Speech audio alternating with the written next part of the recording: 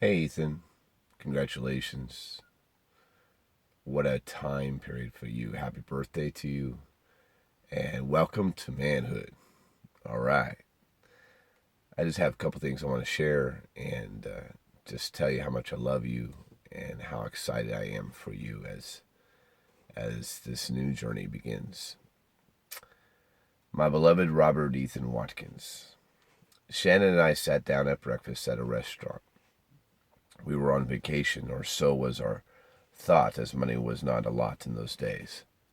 But we enjoyed the little we had, and we dreamed of what was to come.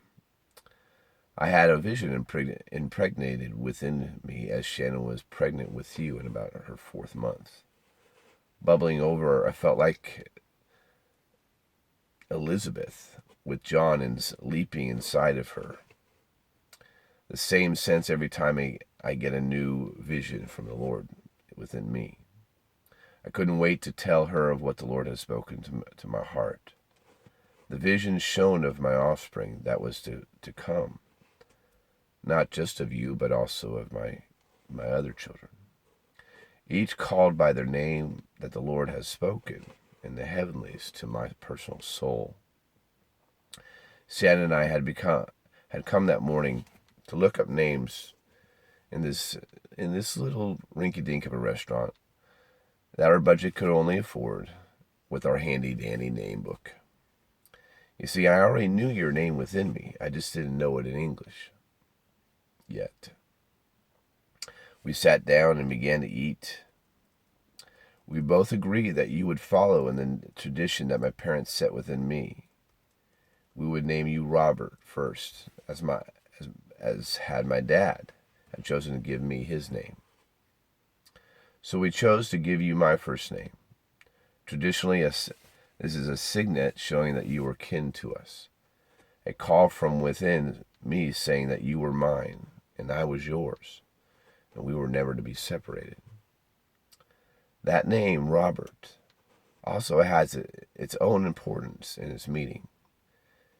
It means a light shining brightly, one who is famed from that brightness that he carries within him, one who is sturdy and steady, assured in all that he does, lighting a path for others to follow.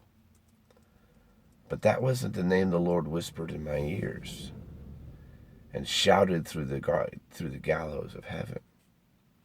The name that was to follow caused the angels to be moved, and they raised a new song of praise that could be heard far into the depths. Much like this name would be a lighthouse shining into the stormy waters, hailing the wayward ships the way to safety. I began to share my vision from the Father with Shannon, and she took it in and kept eating. And as we finished our breakfast, Shannon pulled her handy-dandy name book. She pulled it out and pored over the possibilities.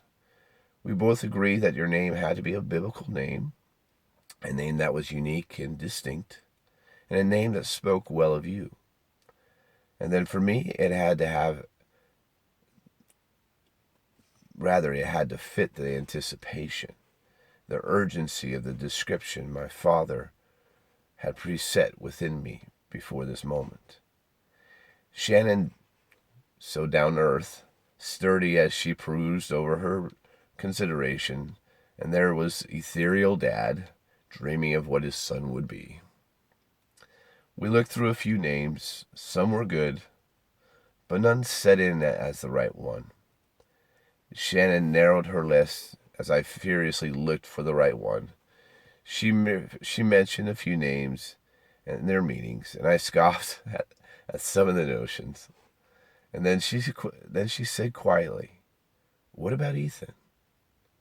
And I asked her to read the definition. And when she was done, my heart set ablaze. "That's it." I quivered rather loudly. She quaintly smiled back at me and said ever so gently, "That's a sweet name." I wanted to shout loudly to everyone sitting around us, but I looked straight at her, and there was a quiet glow about her. That was enough to confirm it within me. We would name you Ethan.